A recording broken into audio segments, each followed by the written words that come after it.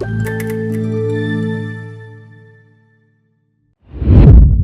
and gentlemen, welcome to this podcast from True Minds about Telecom.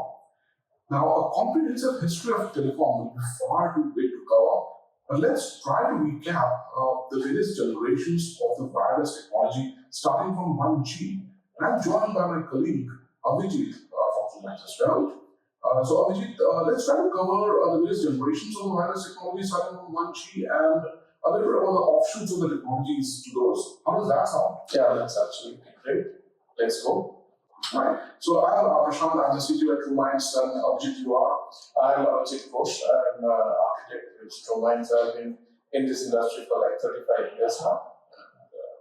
And, almost all of it is being working in different areas. Awesome. So Abhijit, we've all used, we're the old timers, of course, that's why I say that. We've all used the 2G from the 1990s, but there used to be a 1G technology as well in the radio wireless. So why don't you tell our viewers what this 1G was all about? Yeah, actually, before we talk about 1G, there's a bit we can talk about 0G as well, which very few people call it that. And even before that, there was the landline telephone, and before that, there was analog Morse telegraph, and all of them have a role to play in this. So let's start with this 0G thing I'm talking about. We all have are used to radio sets, though of course the new generation might not quite know what they are. We know what FM is, right? We listen to music on our radio on FM. Now, FM was a very important technology breakthrough in making noise-free voice. Now, back in 1945, this technology was used to make telephones, which were already also thing for 70 years by then, I guess, 60 or 70 years by then, to come to the car. So this was the car phone I'm talking about. And this system used to use FM for voice, single channel FM for voice, and a lot of it in the beginning was a manual in terms of controlling. That means there would be operators and operators would connect you and so on. But later on, that by around 1965 or so, this thing had migrated to automatic systems using tone dialing, the kind of BTMF, tone dialing kind of thing for the control signaling. And basically, it had reached to the point where you could sit in the car and behave as if it was just like your telephone set at home, right? You pick up the phone and wait for a dial tone and you dial the number, or the phone rings and you pick it up and you talk. It's as simple as that. So that was 0G. But then the basic problem with 0G was that the whole city would be what today we would call a single set, right? First, for instance, it would be the whole city would be covered by a single radio transmitter. Everybody in that city would be talking through the same tower. And the major problem, as I told you, it started behaving like a landline phone. So from the end user's point of view, the user experience was perfect. But there was a huge capacity problem. Because at the time in a whole city, let's say the size of Chicago, we'd be having maybe 20 people can make a call at a time. That would be ridiculous, right? So then the thing that moved 0G to 1G was the concept of frequency. So the idea then was, instead of a city-wide single transmitter, we would break up the area into small regions with small radio transmitters in each of them, using different frequencies so that the neighboring cells or these small regions don't interfere with each other. And once we did that, we had the birth of the what could be called a proper cellular system, and that was 1G. The technology was analog, in the sense that the voice was ordinary FM. There was no digital technology there. The signaling, that means when you're dialing, when you're incoming calls and stuff, was used to use things like FSK or not. The very primitive digital signaling over analog channels used to be used. And it worked. I mean, from 65 to around, the 1980s, 15, 20 years, that was cellular telephony. And the thing moved from the instrument moved from something built into a car to something that you could carry in a suitcase to something that would be size of a brick that you can clip to your belt to eventually something that could be put in your pocket. That was the cell phone today. No data. As a matter of fact, internet was not even there at that time. But anyway, that was 1G, which we called amps in US and NMT in Europe. But that worked great. Right, great. And then came 2G with the focus on the digital technology. You mentioned that 1G was not digital. And can you tell our viewers what is the difference between digital and analog technology and how does it matter?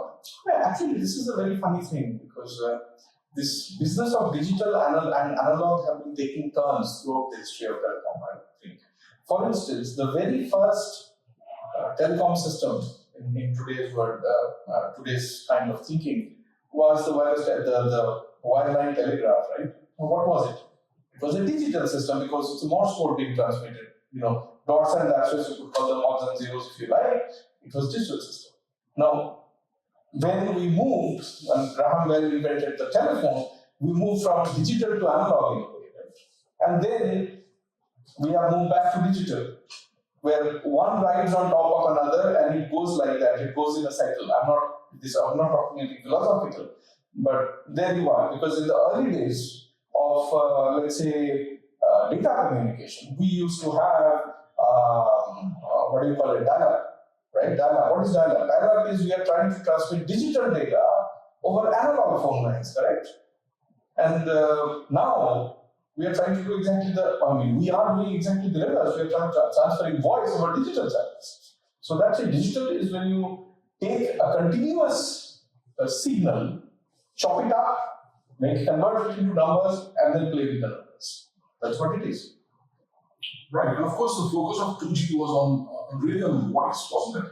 And I still recall that there were system components on RAN side, which was the base transceiver station, BTS. There were JCs, which were the base station controllers, the BSCs.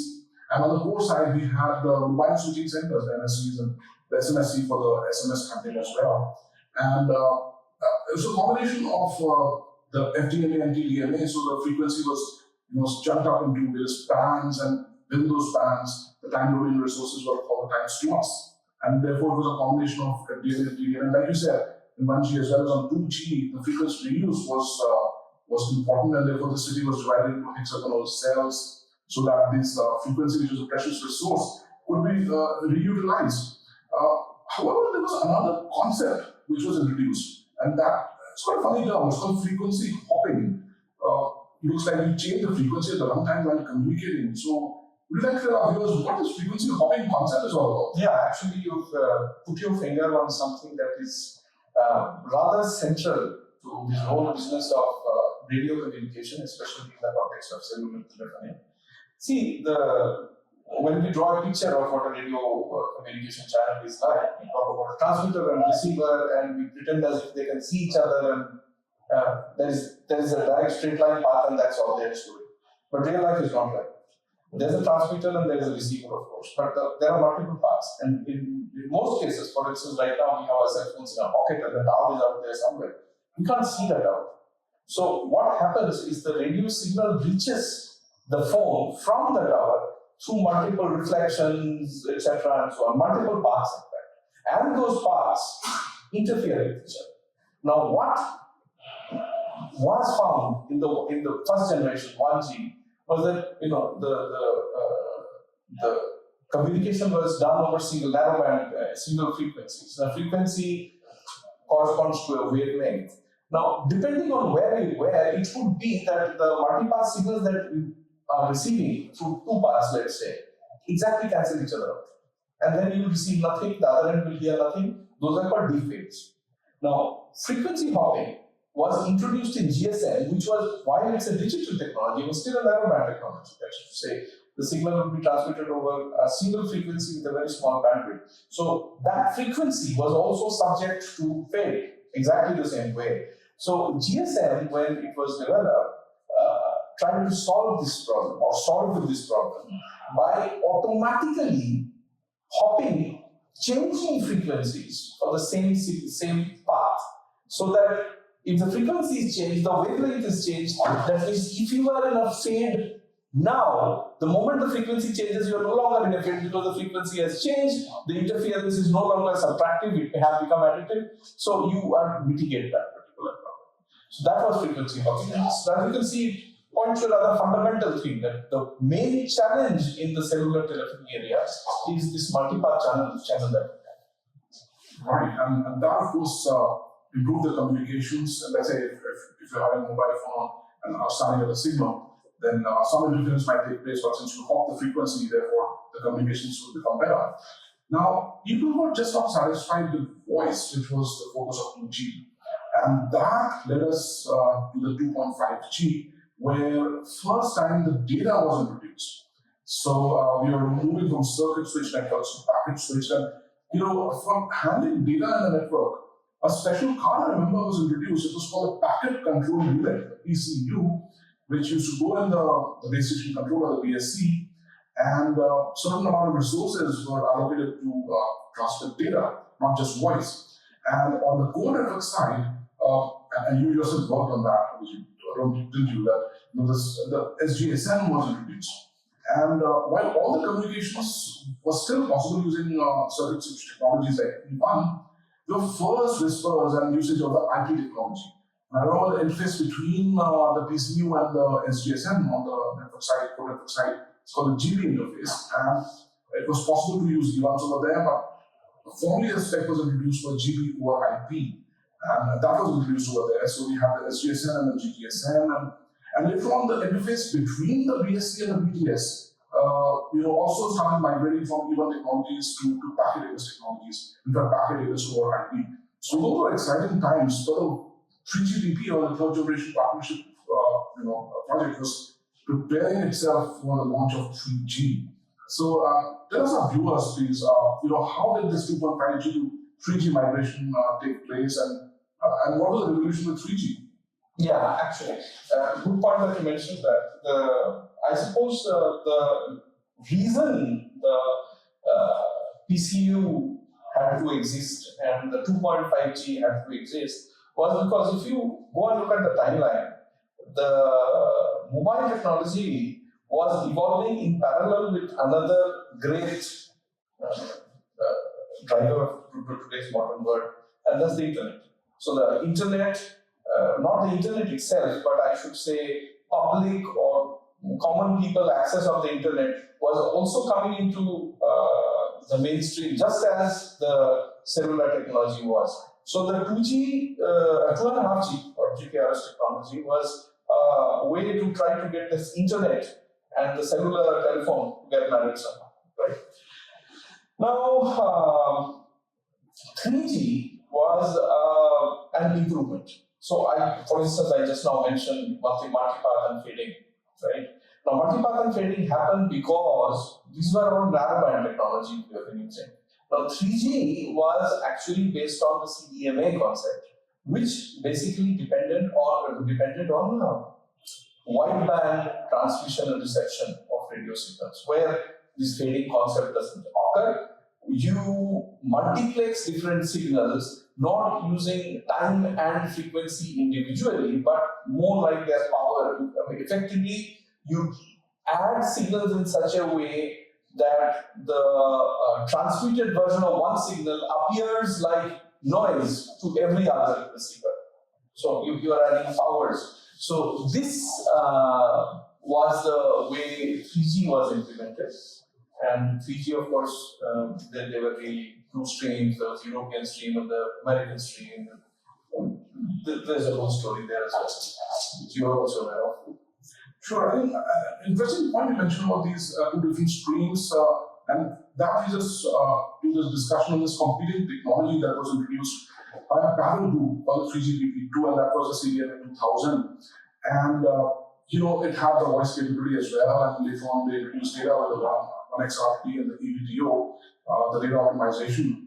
And in fact, Reliance Communications in India in mid-2000s actually used this technology, didn't they? And it was quite a hot technology. Reliance stock was doing very well. Reliance Tata as well, right? So this CDMA 2000 was a big hit in the Indian market. But later on down the line, the major chip manufacturing company which was supporting this technology stopped the support for this in around 2008, when they were supposed to go towards the competing 4G or the ultra mobile broadband. And that's how this technology phased out, and what won was the LTE and the 4G coming from the 3GPP. So now we're coming from 3G to 4G now. So, what are the major technological changes on the network with 4G? Well, actually, 4G was also or is also a wideband technology, and it is based on the concept of OFDM.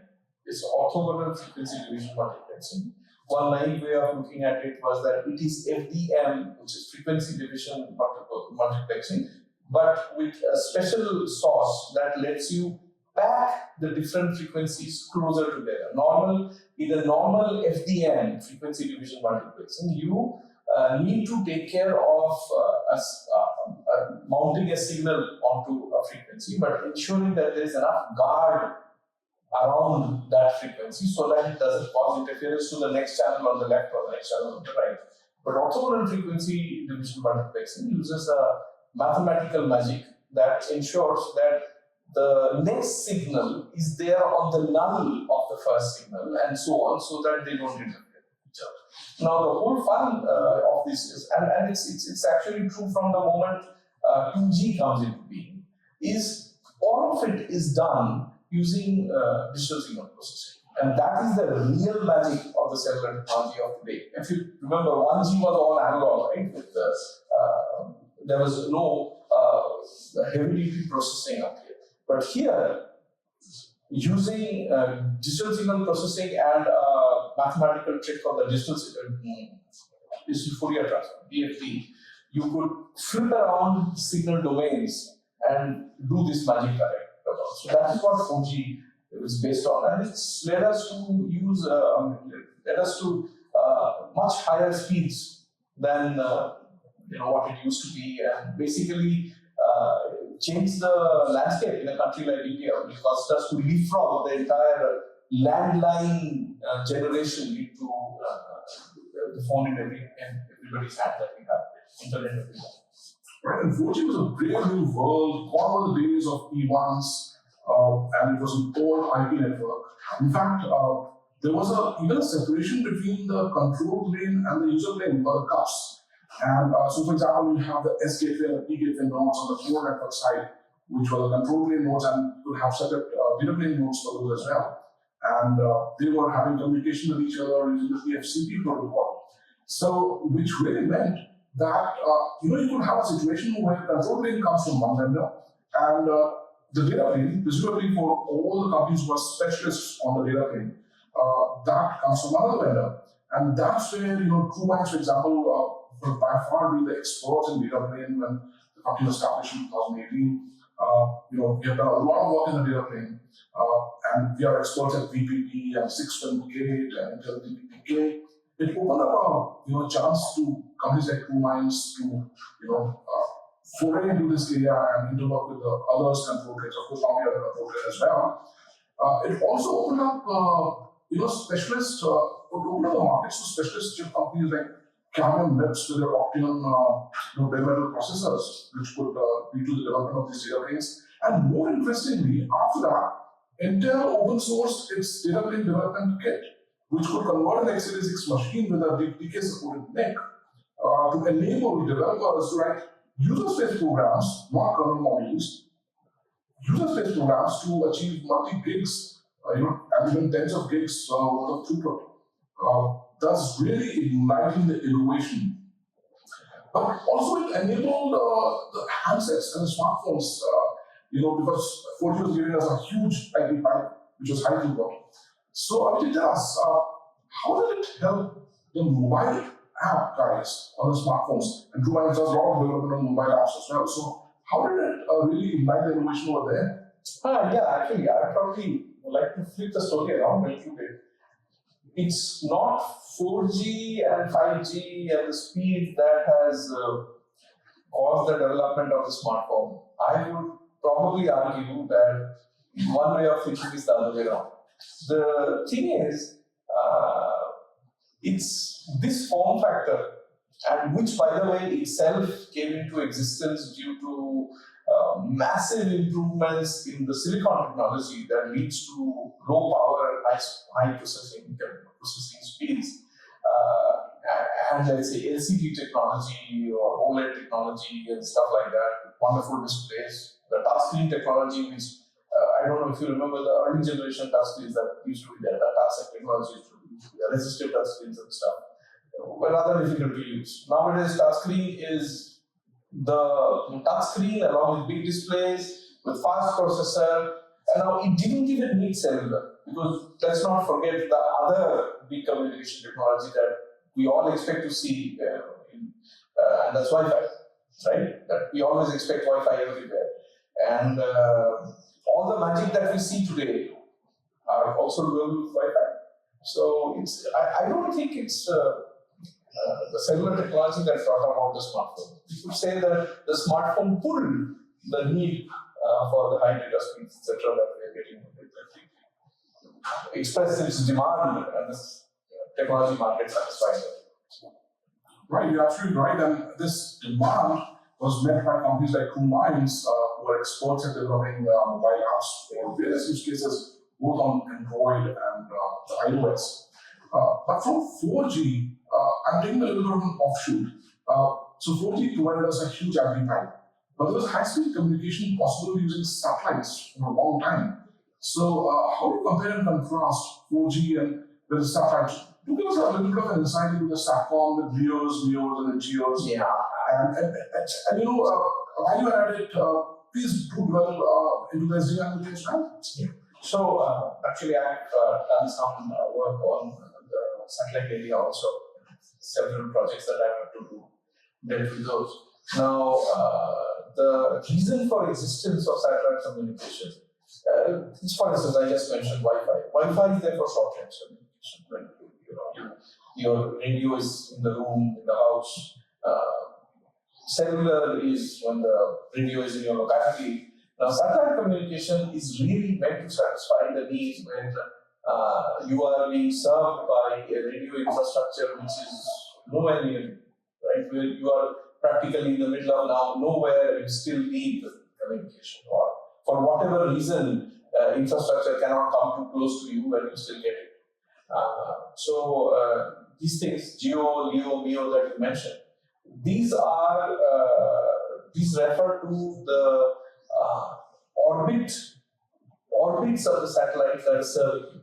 Geo is a geostationary satellite, geostationary Earth orbit satellite, and these are satellites that go around the Earth in the geostationary orbit, which is close to 36,000 kilometers above the equator. And the speciality of that is because of the orbital mechanics. Its period of revolution is exactly 24 hours, so that from the point of any point on Earth, it appears to stand still.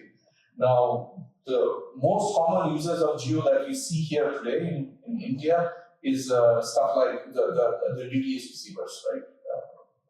This from all the different satellite TV services that we get. And the beauty of that is you point the satellite antenna at the satellite and it stays there, because from your point of view, it's static. Now, when you are talking about mobile, however, this particular benefit that you point it once at the satellite and it stays static, it's not a benefit, because the mobile is in your pocket, it's going everywhere, right? I mean, you have to point it every time. And this particular technology, GEO, also brings with it its own problem, that the satellite itself is 36,000 kilometers away from you. So, speed of light being the ultimate limit, this is like 1/8 of a second. So, one hop to and down is like quarter second. It's a big the latency, time delay it takes for the signal to go is a big problem. So, since in case of mobile, the being fixed is not a benefit, many pioneers, in this particular field, have got the idea that we should have satellites much closer to Earth, much lower orbit satellites, LEO, therefore, which could do a much better job. And the trick, of course, was that we had to ensure that since even when we are LEO, right, we are talking about satellites that are 200 to 300 kilometers away, whereas compared to the cell tower, which is like maybe 2 kilometers away, right? So you need to have that. So there were two ways of solving it. The first generation of this is the Iridium system, which probably people still know about, where they used a lower frequency solution, an L-band solution, which was very good in the sense you did the phone didn't actually have to point directly at the satellite and it would still receive, but the flip side of it was the data speeds were very slow. So Iridium is very useful for like when you need in emergencies you need to make a call, emergency you need to data, you are in the, somewhere in high Himalayas, you're in the desert and you need communication, the speed you can play with. So it's there. But of course, that was just the first generation. Now we kind of forgot about LEO for a while until a whole bunch of guys, including our current very famous person currently, Mr. Elon Musk, came out with his Starlink system. Another gentleman came out with the OneWeb system. There was a couple of others as well. Amazon is also, I think, building one. Now, which had a large number of satellites, in the thousands, in the low Earth orbit. The intention was that they would provide high-speed internet. The trick with that, of course, is that we still have the problem that it is 200-300 kilometers away from you, and the receiving device, the phone or the whatever is your device trying to talk, needs to somehow point to the satellite to get signals. Here we use the magic of phased array antennas, digital signal processing in the antennas to do pointing without actually moving in some sense. And this gives us this particular thing. Now, when we have, for instance, we have worked in projects where we needed to do have communication on ships, right? And when the ships are close to the shore, we can use cellular technology, 4G, 5G, whatever we have. When it's far away from the sea, the only communications available to us is satellites. Now, the satellites could be high-speed broadband coming from a geostationary satellite that's 37 kilometers away, or it would be high-speed satellite coming from the LEO satellites, which are much closer. And we need to weave all of them together. And depending opportunistically on which is available at what point, get the best internet connection available to the people on the ship. Now, that was SD-WAN technology, as you mentioned, the software-defined WAN technology, which we have worked on in TruCast. Awesome. And so now we're talking about 5G, which is sub-10 millisecond latencies and throughputs, which are more than the Gbps throughput. So some key technological changes were made on the network. For example, the GTP signaling protocol was completely done away with, and all the network functions, now they were called network functions, on the core side were communicating using the HTTP2 protocol. So they still retain the PFCP or UDP towards the user plane, and they still retain the SCTP towards the RAN, where the G will be is communicating with the 5G core. However, it was a major technological gain in terms of the reduction in the latency and increase in the throughput. But there's another interesting concept which is brewing up, and in fact, it was brewing up since 4G and became a revolution in 5G, and that was the MEC, the mobile edge computing. So, what is mobile edge computing business all about? The idea here was that, of course, that since these high-speed radio networks are providing a solid data backbone, any application that requires compute could as well move it more to the edge, toward in the devices, in the base stations. You could do more and more of, you could offload more and more of the computations to these areas. To what extent, the purpose, of course, is that the closer you are to the end device, if you are not already on the device, if you are close to the device, the latency, the time it takes for any interchange to take place will be less because it's much closer to you. If your computation is done, whatever you want to do is served by your base station, you don't have to go all the way to your central server, which might be 500 kilometers away. So that's what it was supposed to be made for. The idea, as I understand it, was to have kind of compute resources to be data centers co-located with or physically close to the cell sites. Now, to what extent that actually eventually happened, I don't quite know, but it was an idea floated. Right. And before moving to the 6G and a lot of exciting conversation coming up over there, we must remind the viewers that TruMinds is having a complete 5G standalone core. It offers all the network functions over there, starting from AMF, SMF, UTM, ECF, NGF, TNGF. All of these, AUSF, all the control plane side, and we have a world-class UPF, which is supported by PPP. You can run as a PPP plugin, you can run as a high throughput native DPDK executable, and for lab purposes, which don't require high throughput, we have pure socket space executable for the UPF as well. We have even a 6-way gate plugin. So we've got you covered in case you need a 5G core, presumably, for example, for your private 5G deployments. So TruMinds has done a lot of work in the area of the 5G core. So that's exciting. But now let's move towards 6G, the futuristic technology. The specifications are not out yet. It might take a year or two. 3GPP is working on that. The buzzword over here is the artificial intelligence. Apart from the fact that there will be a sub-millisecond latency and multi-tens of Gbps as a throughput. One of the buzzwords around 6G is the artificial intelligence, of AI. Now, AI was introduced in 4G as well with the NW DAF and then for data analytics function. I heard that in 6G, the AI will be native part of the entire network. Specifically, for example, a lot of buzz was created in this Mobile World Congress, which happened in Barcelona in the first week of March 2025, and the AI RAN Alliance, which mentioned about three interesting concepts, which I'd like to share with the viewers, which is AI related to the RAN. So first concept was the AI for RAN. The second was AI on RAN, and the third was AI and RAN. Now, while this might sound like a play on prepositions and conjunctions, the AI for RAN really meant that you develop AI algorithms which improve the efficiency of the RAN itself, improving throughput, better utilization of resources. So that's very exciting. It operates on the L1 primarily. Then AI on RAN was exciting that you run AI payloads at the RAN because you can get the data from the RAN itself and you're in proximity to the user. So that is computing. Right. That maps exactly to the kind of edge computing flavor which you brought in. Except that here the AI payloads are taking some intelligent decisions with the data coming from the RAN with the proximity to the user. And therefore it enables video analytics in real time, for example.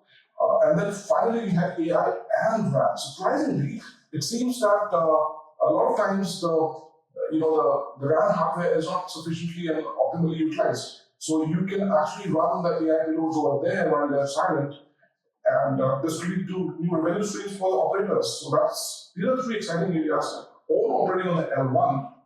But the AI RAN Alliance is working now on the L2 and L3 aspects of the AI in the RAN as well, which includes your other layers like the MAC, the PCB, the RLC, the SDAT, and so on. So it's a brave new world coming up in 6G where AI will play a central role. And TruMinds is uniquely positioned because we're working on the data on the core side, which is the data analytics function. In general, we have worked a lot in the predictive and the generative AI. So, and we have expertise on the RAN and the core. So, we therefore are uniquely positioned to work in the 6G area, and we're excited about it. So, there's another aspect of the AI out here, isn't it? That a lot of people are saying that with the AI, and especially with all these LLMs, you feed them the 3GPP specifications, the code will come out, and all the telecom engineers will become irrelevant. What are your views on that? Actually, I doubt if this is going to be ever so dramatic, because from the moment we had software, we had this problem, right? Before we had software, any piece of equipment you build, any product you build, you have to build. So if I give you one piece and you want a second piece, it will have to be built. Software and all digital assets have the beauty that when you have another one, just make a copy, which is done instantaneously without any effort, right? So if most of these things, writing code, for instance, well, you write once, you are already deploying in 1,000 sites. That is a challenge that the industry knows how to deal with. My view is that certain amount of the coding will certainly be done using general artificial intelligence going forward. And there will be certain part that can't be done. There will always exist parts that will can't be done. Even today, the kind of code writing that happens, right? We have large number of developers in the web space who do things. Many of it probably could be heavily automated. And whatever can be automated will be automated. And automated using AI, automated using something else, which was before AI, even primitive AI. Yes, that particular thing has always been there. We always need to ensure that as a technology provider, we are more at the cutting edge and be in a space such that your work cannot be AI away going forward. That's mine. I don't think it should be to be afraid of. Well, thanks for that, Abhijit, for that perspective. And it was a nice little journey we had from 1G and 0G till all the way till the future 6G. And TruMinds, of course, is very excited about all the new technologies coming out. It's actively working in the area of 5G and will be excited to work in the area of 6G along with artificial intelligence. The future of the telecom looks bright. Telecom needs, bright engineers and bright and efficient software. And we are there for doing this. And with AI, it will become even more efficient. And I'm sure the engineers will be able to do rapid application development leveraging AI. But you still need the core concepts to debug your software to make it more efficient and basically make it successful with the deployments. So it was a wonderful conversation, Abhijit. And on this note, that I say the future of telecom is bright. If you have been, thanks for watching this podcast. This is Prashant and Abhijit signing off for today. See you later. Thank you.